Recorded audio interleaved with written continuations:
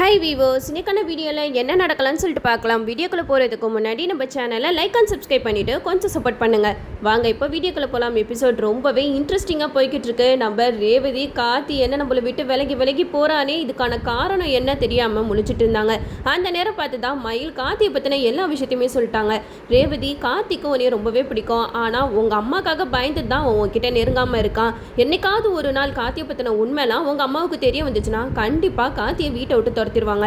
அந்த மாதிரி நேரத்தில் நீ அவனை நினச்சி ஃபீல் பண்ணக்கூடாது அப்படின்னு சொல்லிட்டு தான் அவன் உன்கிட்ட நெருங்காமல் இருக்கிறான். இப்போயாவது நீ அவனை பற்றி புரிஞ்சுக்கோ அப்படின்னு சொல்ல, இதெல்லாம் கேட்டுட்டு ரேவதி கார்த்திகிட்ட போய் சொல்கிறாங்க, ராஜா, இவ்வளோ நாளாக நீ என்னை விட்டு விலகி போனது இந்த காரணத்தினால தானா? உன்னை பற்றின உண்மையில எங்கள் அம்மாவுக்கு தெரிய வந்துச்சுன்னா எங்கே உன்னை வீட்டை விட்டு துரத்திடுவாங்கன்னு சொல்லிட்டு தானே நீ என்னை விட்டு விலகி போனேன். ஆனால் நான் இப்போ சொல்கிறேன், அம்மாவுக்கு உண்மை தெரிஞ்சாலும் சரி, நீ என்னை விட்டு மட்டும் போயிடாத ராஜா. நீ மட்டும் இல்லைனா நான் கண்டிப்பாக உயிரோடவே இருக்க மாட்டேன் அப்படியெல்லாம் சொல்கிறாங்க. இதெல்லாம் கேட்டுட்டு கார்த்தி சொல்கிறாங்க, அப்படியெல்லாம் சொல்லாத ரேவதி, என்னதான் இருந்தாலும் நான் உன்னை விட்டு விலகி போனாலும் எனக்கு உன்னை ரொம்பவே பிடிக்கும். இந்த ஒரு காரணத்தினால தான் நான் உன்கிட்ட இருந்து விலகியே இருந்தேன் அப்படிங்கிற மாதிரி சொல்லும்போது ரேவதி செம்மையாக அழுகுறாங்க. நீ எதுக்கும் கவலைப்படாத ராஜா, கண்டிப்பாக அம்மாவுக்கு உண்மை தெரிஞ்சா கூட நம்ம ரெண்டு பேர்த்தையும் பிரிச்சா நான் உன் கூட தான் வந்துடுவேன் அப்படிங்கிற மாதிரி சொல்லி சமாதானப்படுத்துறாங்க. ரேவதி கார்த்திகிட்ட சொல்றாங்க, நீ எதை பத்தியும் நினைச்சு பயப்படாத ராஜா, இனிமேட்டு நம்ம வாழ்க்கையை சந்தோஷமா வாழணும் அப்படின்னு சொல்லிட்டு கார்த்திகிட்ட சொல்றாங்க. இந்த சைடு நம்ம சாமுண்டீஸ்வரி, கார்த்தி, ரேவதி இவங்க ரெண்டு பேருக்கும் தலை தீபாவளியில அதனால ட்ரெஸ் நகை எல்லாமே வாங்கிட்டு வந்து கார்த்திகிட்ட கொடுக்குறாங்க. மாப்பிள்ள, நாளைக்கு காலையில குளிச்சுட்டு இதெல்லாம் போட்டுட்டு ரெடியா இருங்க, நம்ம குடும்பமா சந்தோஷமா தலை தீபாவளியை கொண்டாடணும் அப்படிங்கிற மாதிரி சொல்ல, இந்த சைடு நம்ம துர்காவை தான் காட்டுறாங்க. துர்கா ரொம்பவே சேடா இருக்காங்க. பாட்டி கிட்ட சொல்றாங்க, பாட்டி, இன்னைக்கு எங்களுக்கு தலை தீபாவளி, ஆனால் அம்மா வீட்டில் தானே தலை தீபாவளி கொண்டாடணும், அந்த குடுப்பனம் எனக்கு இல்லாமல் போயிடுச்சு அப்படிங்கிற மாதிரி சொல்லி ஃபீல் பண்ணிக்கிட்டு இருக்காங்க. அப்போ நவீன் சொல்கிறாங்க, துர்கா, நீ எதுக்குமே கவலைப்படாத, இந்த நேரத்தில் உங்கள் அம்மா கண் முன்னாடி போய் நம்ம நின்றோன்னா அவங்களோட கோவம் இன்னும் அதிகமாக தான் ஆகணும். இந்த வருஷம் இல்லைனா என்ன, அடுத்த வருஷம் நம்ம சந்தோஷமாக நம்ம ஃபேமிலியோட தீபாவளி கொண்டாடலாம் அப்படிங்கிற மாதிரி சொல்லி சமாதானப்படுத்துகிறாங்க. இந்த சைடு தீபாவளி வந்து கார்த்திக்காக தான் வெயிட் பண்ணிக்கிட்டு இருக்காங்க. என்னது இது, இவனை இன்னும் காணோம், அந்த ராஜா மட்டும் வந்துட்டானா அவன் தான் பாட்டியோட பேரனா அப்படிங்கிற உண்மையை நம்ம கண்டுபிடிச்சிடலாம், அவனுக்காக தான் நம்ம வெயிட் பண்ணிக்கிட்டு இருக்கோம் அப்படின்னு சொல்லிட்டு ஓரமாக நின்று வேவ் பார்த்துட்டு இருக்காங்க. அந்த நேரத்தில் தான் நம்ம கார்த்தி, ரேவதி எல்லாம் வராங்க. கார்த்தி ரேவதியை பார்த்ததுமே துர்கா வந்து ரொம்பவே சந்தோஷப்படுறாங்க. அக்கா, நான் இங்கே தனியாக தீபாவளி கொண்டாடணும்னு ரொம்ப கஷ்டப்பட்டுட்டு இருந்தேன், ஆனால் எனக்கு ஆறுதலுக்கு நீங்கள் எல்லாருமே வீட்டுக்கு வந்தது ரொம்பவே சந்தோஷமாக இருக்கு அப்படின்னு சொல்லிட்டு பயங்கர ஹாப்பியாக இருக்காங்க.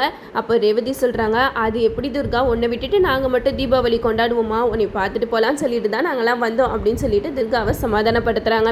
இந்த சைடு நம்ம கார்த்திக் வந்து பாட்டிக்கிட்ட பேசிக்கிட்டு இருக்கும்போது தீபாவதி அந்த சைடு நின்று கார்த்தியவே பார்த்துக்கிட்டு இருக்காங்க. அப்போ கார்த்தி பாட்டிக்கிட்ட கேட்குறாங்க, பாட்டி, இவங்க யார் புதுசாக இருக்காங்களே அப்படின்னு சொல்லிட்டு கேட்கும்போது பரமேஸ்வரி பாட்டி சொல்கிறாங்க, இல்லைப்பா, அந்த பொண்ணுக்கு யாருமே இல்லை, கோயிலில் சாப்பிடாம மயங்கி கிடந்தா, நான் தான் ஏதாவது ஒரு வேலை போட்டு தருவோம்னு சொல்லிட்டு நம்ம வீட்டுக்கு கூட்டிகிட்டு வந்து வச்சிருக்கேன் அப்படின்னு சொல்றாங்க. ஆனா நம்ம கார்த்திக் அவங்கள பார்த்தோன்னே சந்தேகம் வந்துடுச்சு. கண்டிப்பா இவங்க அத்தை ஏற்பாடு பண்ண டிடெக்டிவ் தீபாவதி தான், இவங்க நம்மள வேவ் பார்க்கறதுக்காக தான் பாட்டி வீட்டில் சும்மா நாடகம் ஆடி வேலைக்கு சேர்ந்துருக்காங்க. இது கூட நம்ம பாட்டிக்கு தெரியல. ஆனா என்னதான் இருந்தாலும் இவங்க நம்மளை பத்தின உண்மையெல்லாம் ஒரு நாள் கண்டுபிடிச்சு அத்தை கிட்ட சொல்லதான் போறாங்க அப்படின்னு சொல்லிட்டு மனசுல நினைக்கிறாங்க. அப்போ ரேவதி கிட்ட இந்த விஷயத்தை பத்தி சொல்றாங்க. ரேவதி, பாட்டி வீட்டில் இருக்கிறவங்க யாருன்னு உனக்கு தெரியுமா? அத்தை ஏற்பாடு பண்ண டிடெக்டிவ் தான். கண்டிப்பா அவங்க என்னை பத்தின உண்மையெல்லாம் கண்டுபிடிச்சு அத்தை கிட்ட சொல்றதுக்குள்ள நான் அவங்க கிட்ட உண்மையை சொல்லிடுறது தான் நல்லது. எனக்கே மனசு உறுத்திக்கிட்டு இருக்கு. இவ்வளோ நாளாக அத்தை கிட்ட நம்ம போய் சொல்லி வீட்டில் இருக்கோமே, அதனால நம்ம சீக்கிரமா உண்மையை சொல்லணும் தான் எனக்கு தோணிக்கிட்டே இருக்கு அப்படின்னு சொல்ல, இதை கிட்ட ரேவதி சொல்றாங்க, அவசரப்படாத ராஜா, என்னைக்காவது ஒரு நாள் உண்மை தெரியும்ல, அப்போ பார்த்துப்போம் அப்படிங்கிற மாதிரி கார்த்தியை சமாதானப்படுத்தி வீட்டுக்கு கூட்டிட்டு போறாங்க. அந்த சைடு காளியம்மா, சந்திரகலா, சிவனாடி இவங்க 3 பேருமே ஒரு பிளானை போட்டுட்டு இருக்காங்க. இந்த தீபாவளியில கார்த்தியை எப்படியாவது போட்டு தள்ளிடணும். ஏன்னா அந்த கார்த்திக் இருக்கிறனால தான் அந்த குடும்பத்தை நம்மளால எதுவுமே செய்ய முடியல. கார்த்தியை மட்டும் நம்ம போட்டு தள்ளிட்டோம், அப்புறம் சாமுண்டீஸ்வரியை நம்ம ஈஸியாக கவுத்திடலாம் அப்படிங்கிற மாதிரி காளியம்மா சந்திரா கிட்ட சொல்ல, இதை கேட்ட சந்திரா சொல்கிறாங்க, அப்படி என்ன பிளானை வச்சுருக்கீங்க அப்படின்னு சொல்லிட்டு கேட்கும்போது மாப்பிள்ளை வெடி அப்படின்ட்டு ஒரு வெடியை கொடுக்குறாங்க. இந்த வெடி நாட்டு வெடி, இது வெடிச்சா என்ன ஆகும் தெரியல, இது வெடிகுண்டுக்கு சமம், இது மட்டும் வெடிச்சிச்சுன்னு வச்சுக்கோ, அந்த இடத்துல கார்த்தியோட கதை முடிஞ்சு போயிடும். எப்படியாவது இந்த வெடியை கொண்டு போயிட்டு அவன் கையில் சேர்த்துருங்க, மாப்பிள்ளை வெடின்னு சொல்லிட்டு அவனை வெடிக்க வைங்க, அந்த இடத்துல அவனோட கதை முடிஞ்சிடும். அப்போ அந்த வெடி வெடிக்கும் போது யாரும் பக்கத்தில் இருக்காதீங்க அப்படிங்கிற மாதிரி காளியம்மா சொல்ல இதை கேட்டுட்டு சந்திரகலாக்கு சந்தோஷம் தாங்க முடியல. எப்படி அத்தை உங்களால் மட்டும் இப்படியெல்லாம் பிளான் பண்ண முடியுது, சூப்பர், இந்த பிளான் மட்டும் ஒர்க் அவுட் ஆச்சு, அந்த கார்த்தியை உரு தெரியாமல் அழிச்சிடலாம் அப்படிங்கிற மாதிரி சொல்லிட்டு சந்தோஷமாக அந்த வெடியை எடுத்துகிட்டு வராங்க. இதை எப்படியாவது அவன் கையில் கொண்டு போய் சேர்க்கணும்னு சொல்லிட்டு நம்ம சந்திரா வந்து பிளான் பண்ணிக்கிட்டு இருக்காங்க. இந்த சைடு நம்ம ரேவதி கார்த்திகெல்லாம் தலை தீபாவளி கொண்டாடுறதுக்காக எல்லாம் ரெடி ஆகிட்டு வராங்க. அப்போது சாமுண்டீஸ்வரி கார்த்திகிட்ட வெடியெல்லாம் கொடுக்குறாங்க. மாப்பிள்ளை, இந்த வெடியை நீங்கள் மட்டும் தான் வெடிக்கணும், இந்த வெடி ரொம்பவே ஸ்பெஷல், இந்த வெடி பேர் மாப்பிள்ளை வெடியா அப்படிங்கிற மாதிரி சொல்லி அந்த பட்டாசை கையில் கொடுக்குறாங்க. அப்போ ரேவதி வந்து கார்த்திகிட்ட சொல்கிறாங்க, என்ன ராஜா பட்டாசு வெடிச்சிருவோமா அப்படின்னு சொல்லிட்டு அந்த வெடியை வெடிக்கிறதுக்காக போகிறாங்க. அப்போ நம்ம சந்திரகலா வந்து ஒதுங்கி போகிறாங்க. இந்த வெடி வெடிக்கும் போது மட்டும் நம்ம இங்கே நிற்கவே கூடாது, இந்த வெடி வெடிச்சா இந்த இடமே சின்ன பின்னமாயிடுமே அப்படின்னு சொல்லிட்டு சந்திரா வந்து ஒதுங்கி போகிறாங்க. அப்போ மயில் சொல்கிறாங்க, என்ன சின்னத்தை இங்கே நிற்காம எங்கேயோ போயிட்டுருக்கீங்க அப்படின்னு சொல்ல அப்போது சந்திரா சொல்கிறாங்க, எனக்கு வேறு வேலை இருக்குது அப்படிங்கிற மாதிரி போயிடுறாங்க. இதில் நம்ம மயிலுக்கு டவுட் வருது, என்னது இது சின்னத்தை எப்பயுமே இங்கே நடக்கிறத வேவு பார்த்துக்கிட்டே இருக்கும், இப்போ என்ன நைஸாக நழுவி போகுது, ஒருவேளை சின்னத்தை ஏதோ ஒரு பிளான் பண்ணிக்கிட்டு இருக்கோ அப்படிங்கிற மாதிரி மயிலுக்கு டவுட் வந்துருச்சு. இந்த சைடே நம்ம சந்திரகலாக்கு காளியம்மா கால் பண்ணி கேட்குறாங்க, என்ன சந்திரா அங்கே வேலையெல்லாம் எப்படி போய்கிட்டு இருக்கு, கார்த்தியை அந்த மாப்பிள்ளை வெடியை வெடிக்க போகிறானா இல்லையா அப்படிங்கிற மாதிரி கேட்கும்போது சந்திரா சொல்கிறாங்க, கவலையே படாதீங்க அத்தை, யாருக்குமே இப்போ வரைக்கும் சந்தேகம் வரல, அந்த வெடி மட்டும் வெடிச்சா கண்டிப்பா கார்த்தி மட்டும் இல்லை, அந்த இடத்துல கூட நிற்கிறவங்க எல்லாருமே காலி ஆயிடுவாங்க, அதனால தான் நான் நைஸாக அந்த வெடி வெடிக்கும் போது ஒதுங்கி கீழே வந்துட்டேன் அப்படிங்கிற மாதிரி சொல்ல இதை எல்லாத்தையுமே நம்ம மயில் கேட்டுடுறாங்க. மயில் கேட்டதுக்கப்புறம் அவங்களுக்கு பயங்கர ஷாக் ஆகுது.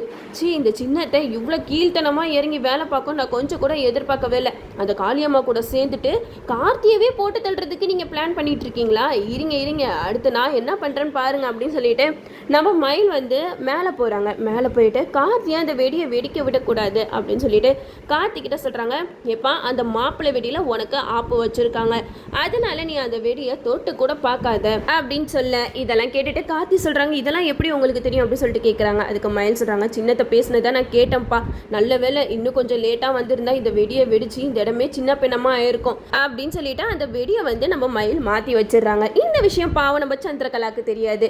சந்திரகலா வந்து அந்த வெடி வெடிச்சா கார்த்தியோட கதை முடிஞ்சிடும் அப்படின்ட்டு ரொம்ப சந்தோஷத்தில் இருப்பாங்க. கடைசியில் அந்த ஆப்பு சந்திரகலாக்கு தான் வந்து சேரும்.